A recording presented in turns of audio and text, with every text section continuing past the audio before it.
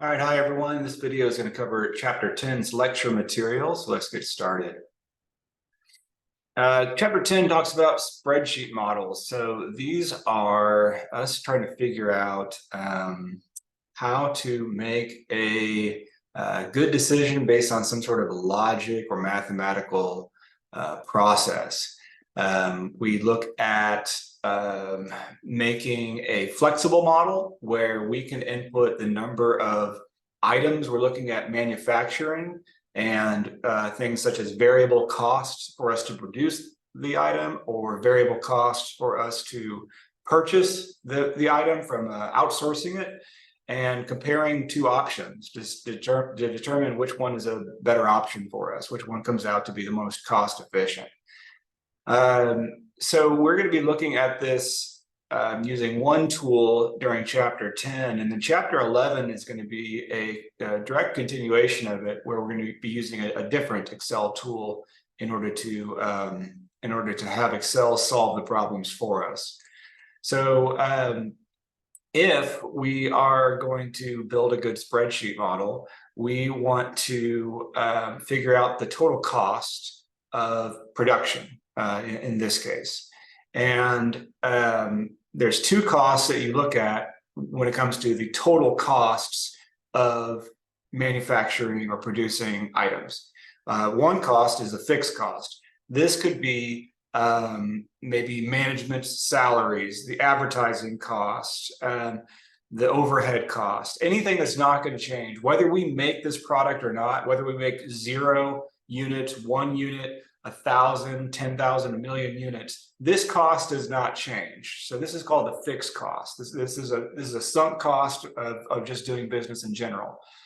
And the other cost that goes into total cost is the variable cost. The variable cost changes based on the amount we produce. If the production cost is $2 per unit and I produce 100 units, then it costs me a total of $200 for variable cost. If I produce 500 units, it costs me $1,000 in variable cost. So the variable cost is going to change based on production. So one of the things we look at is what is the most economic amount to produce when it comes to ensuring that we've recouped any of our fixed costs. So we can compare the cost with potentially with revenue that we expect to bring in. We can compare the cost versus, if there was no fixed cost but we paid a higher variable cost, at what point does it become more economical for us to, build it ourselves and have that giant sunk fixed cost versus just outsourcing all of it? If I'm only making a few, maybe I just order them, the parts that I need. If I'm making a ton, maybe it becomes more sensible for me to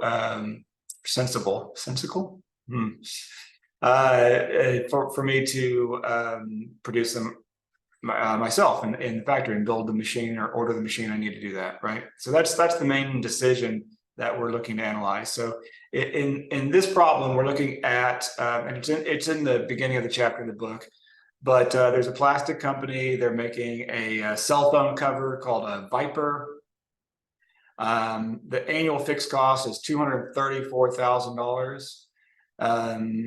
And then there's a variable cost, which is going to be $2 per unit we produce. What we're considering is, instead of producing it anymore, outsourcing it for 350 units. So 350 versus $2 a unit.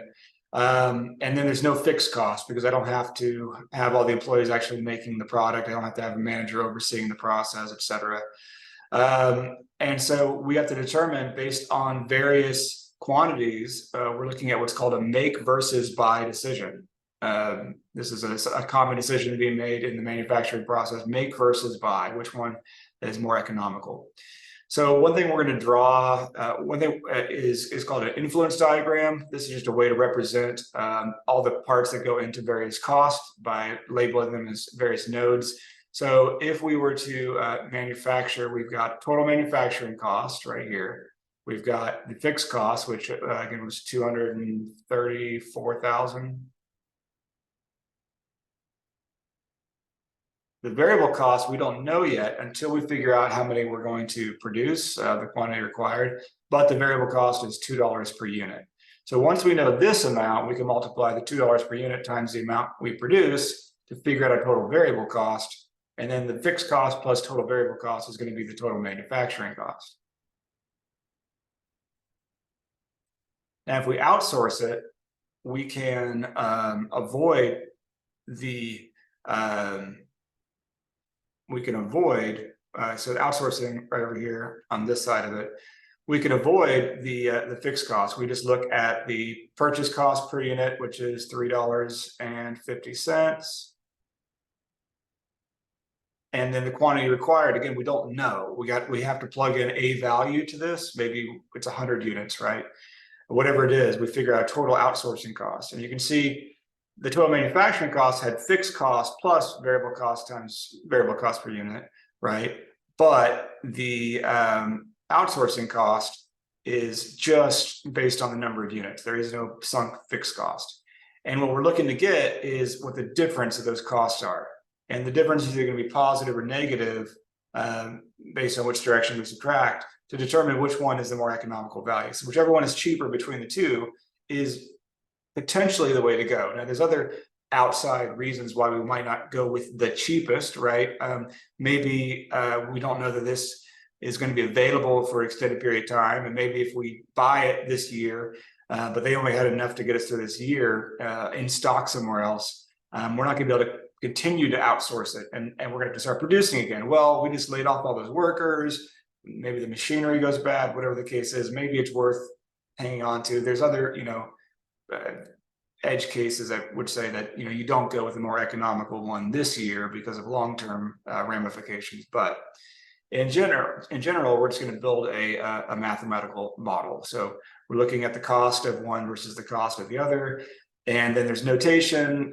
We use Q, lowercase q for quantity, FC for fixed cost, VC for variable cost. And then typically in this type of thing, at its base level, you're looking at total cost as TC, but we'll be using TMC, which is total manufacturing cost, because we're going to be comparing it to total purchasing cost.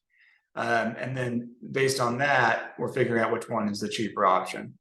So Q number of units. So whatever quantity it is we produce, that's going to be part of the model. So the total manufacturing cost, fixed cost plus variable cost times quantity.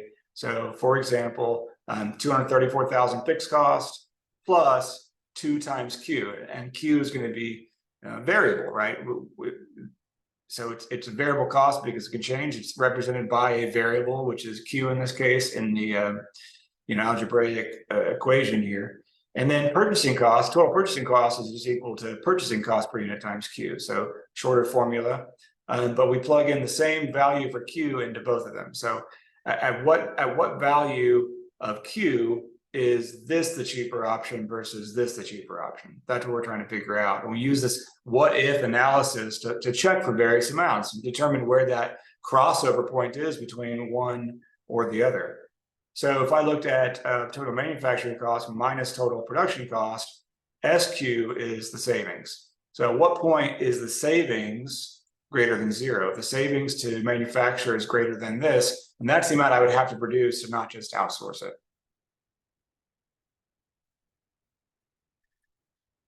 So we've defined all of the variables in this problem: the quantity, fixed cost, variable cost, total manufacturing costs, total amount to produce, total production cost, or rather this is the production cost here, production cost per unit, total production cost, and then savings based on the quantity. In this kind of thing, we need to figure out what is our actual decision we're making. One of these variables, out of all these listed variables, is a decision variable, okay? A decision variable is something we actually get to decide in the problem. It's something that we are going to plug in. It's not a known number. So we know the fixed cost, 234,000. We know the variable cost per unit, $2. We know the production cost per unit, $3.50. We don't know the total manufacturing cost, but I can't choose that cost. It's a product of the formula, total production cost. I can't choose that. It's a production of the cost. What we can choose is the quantity. There's only one variable we're choosing, and it's how much are we going to produce. So the quantity produced, that's a decision variable in this problem. There's only one decision variable. It's the only thing we have to decide, and it's how many are we going to produce. And that's going to be what produces the most economical situation for us. So what we can do with this is we can build a model. I'm just going to zoom in there. And we can list our parameters. We have the total manufacturing cost. Let's see, can I zoom and highlight? Nope, I can't do both. All right, so we have the total manufacturing cost at the top, $2 per unit, outsourcing cost. As you see here, what they've done is they've highlighted with a different color, which is a good way to do this, the quantity produced. And then within that, and within this Excel sheet, the total cost if I produce it is going to be equal to the fixed cost at the top plus variable cost times 10,000. Okay, total cost to outsource is just going to be $350 a unit times 10,000. The savings is going to be equal to the total cost to produce minus total cost to outsource. And what you can see at the bottom, I'm just going to zoom back in again, is the total cost to produce is $254,000. The total cost to outsource is $35,000. The savings due to outsourcing is $219,000 if I just don't build it myself, right? But that's producing 10,000 units. At some point, this is going to cross over and become more economical to produce instead. So what we'll do is, let's say that you wanted to just figure what that number is. Well, we're gonna find a practical way of doing that. But one thing you could do is guess and check. You could continuously change this quantity. You could change it to 20,000, 30,000, 100,000, a million, and you could find the exact point in which this savings is $0. Well, that's when you know it crosses over. So the point of quantity produced, wherein the savings is $0, that's called the point of indifference. At that point, I could do either one, and there is no savings from doing one or the other. It means I've broken. I could choose either option, and it's going to come out to the exact same cost. Total cost to produce, total cost to outsource is exactly the same. So the savings will be $0, and I could guess and check and find that. But we can use what-if analysis to help us pinpoint that. So here's some general principles. Separate the parameters from the model. So the parameters, your parameters are your inputs. Okay, I've been calling them inputs, but parameters are things we don't make a decision on. Okay, what we do decide is the quantity. So have that separate as well. This enables you to update the parameters without accidentally creating an error. Well, let's say that next year we decide to do the same thing, but the cost to outsource goes up to $4. Well, that's going to change everything. So that's why we use references to various cells in Excel, because I can change those input reference cells and the entire output will change automatically for us. So separating those out, instead of just typing in 350 into part of my formula, by having 350 listed as a single cell, it allows me to change that single cell later on. Document the model and use proper formatting and color as needed. We've been talking about, making sure your spreadsheet looks good, it's easy to read, but coloring helps you to find those spots easy. That's why I've been doing it throughout the semester. Simple, clear formulas. There's the more concise we can write our formula, the better. Long and complex calculations should be divided into several cells. So basically several steps along the way, unless you see where an error might exist because that number looks way too big or too small based on what it is we're doing. All right, a what-if analysis. This is using data tables to look at various quantities and see what costs are based on those quantities. We can do this as a one-way table, which is a single input, how that impacts the output, and then a two-way table, which could be two different inputs. So for this problem, we've got a single input, which is going to be the quantity we produce, right? So how that looks is in Excel, we can use the data table, and you'll see this on the practice video. But we can take this 10,000, and this 10,000 is a product,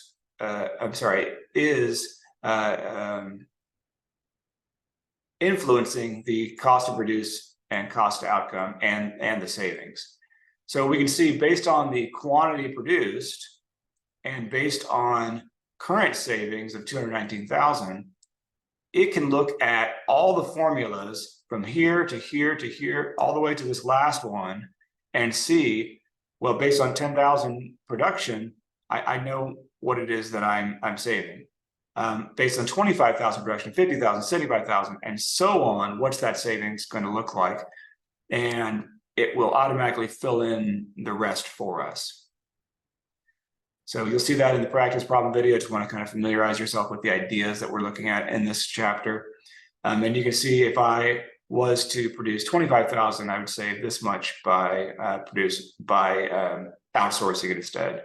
This much, and eventually somewhere between 150 to 175,000, I'm no longer saving money from outsourcing. Instead, I am losing money. It would be more economical for me to produce instead. So it's somewhere, that number, we're pinpointing it, is somewhere between 150 and 175,000 units. So I could then guess and check within that area. And that's pretty much what we'll be doing in this chapter. In the I should have paused the recording for that. Couldn't click it in time. In the chapter 11, we're going to be having it solve it for us to the exact value. And actually, I take that back. We are going to solve this to an exact value here using the what-if analysis.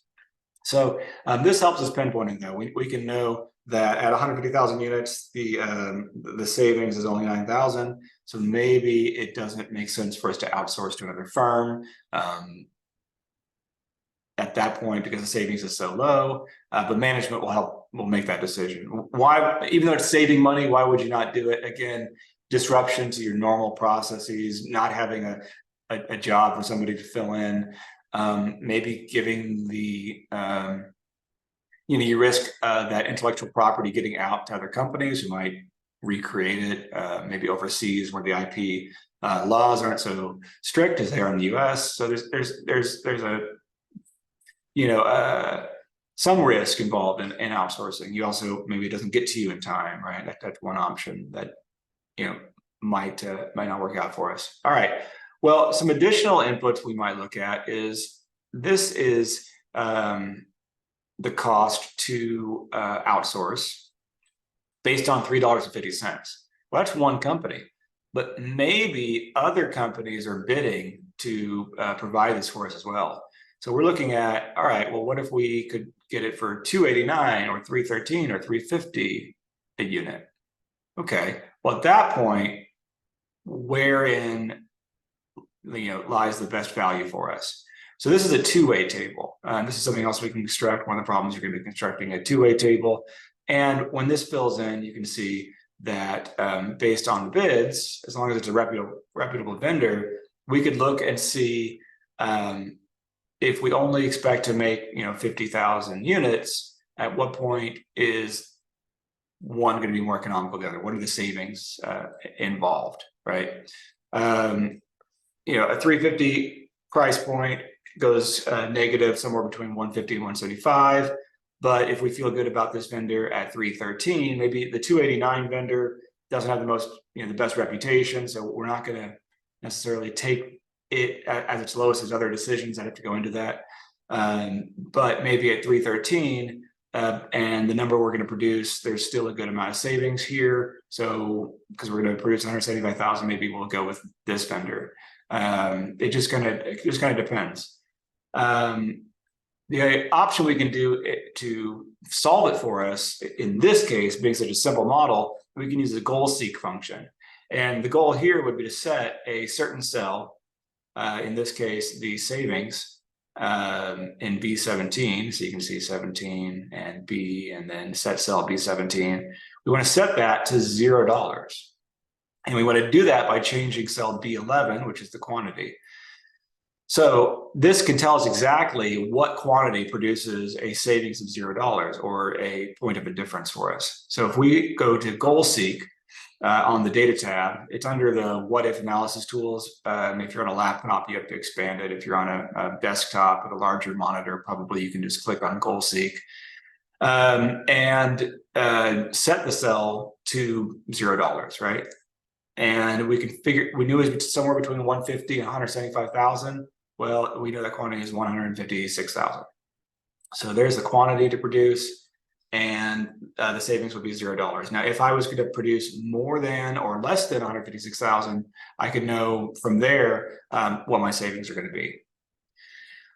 Some useful Excel functions you're going to want to know: sum and sum product. Sum is adding it all up. Sum product is the sum of the products. Products is the answer you get when you multiply two numbers together. So 3 times 3, the product of 3 and 3 is 9. The sum of 3 and 3 is 6, right? This is, we're going back to middle school here, but sum product would be adding up all those products. So if we want a number of variables to multiply against each other and then add all of those up afterwards, we can use the sum product feature. This is going to be used a lot in this chapter and the next one. So this is something we're going to be building this in chapter 11. We're going to have these amounts of, items being shipped from one place to another. We're going to have the solver tool solve those for us. But in this chapter, we're going to be assuming that we know how many are going to be shipped from one place to the other. These are going to be pre-filled or filled through some other kind of logical step. But what's happening here is that we have, in this problem, we have origin and destination. So these are shipping costs to ship from Cleveland, Bedford, and York to Boston, Chicago, St. Louis, and Lexington. We have a certain set amount of supply at Cleveland, which is 5,000 units. We have 6,000 units in Bedford. We have 2,500 units in York. Okay. And Boston needs 6,000 units. Chicago needs 4,000. St. Louis needs 2,000. Lexington needs 1,500. That's this demand line here. And from there, we have it pre-filled for you. Now, in chapter 11, we're going to be solving this using the solver tool, like I said. But based on shipping 5,000 units from Cleveland to Boston, the cost is $3 a unit.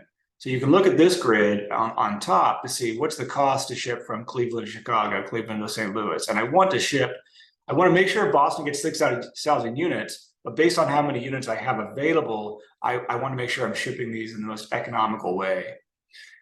And so, well, why do I bring all this up? Because sum product, what we want it to happen is basically it's $3. I want to multiply times 5,000 because it's $3 per unit from Cleveland to Boston, and I'm shipping 5,000 units from Cleveland to Boston.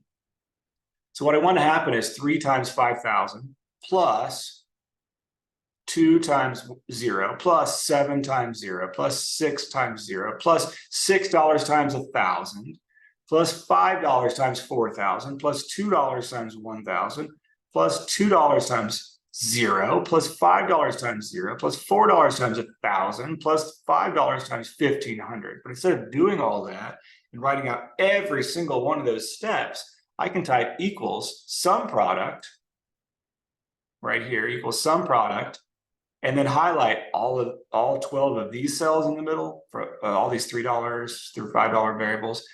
Highlight all of that, comma, highlight this 5,000 all the way down to 1,500, all of these cells. So I'm equals sum product, highlight this group of cells, comma, this group of cells. It's going to multiply all those, it's going to match up the values, multiply them together, and whatever it gets for all those products, it's going to add it up for us.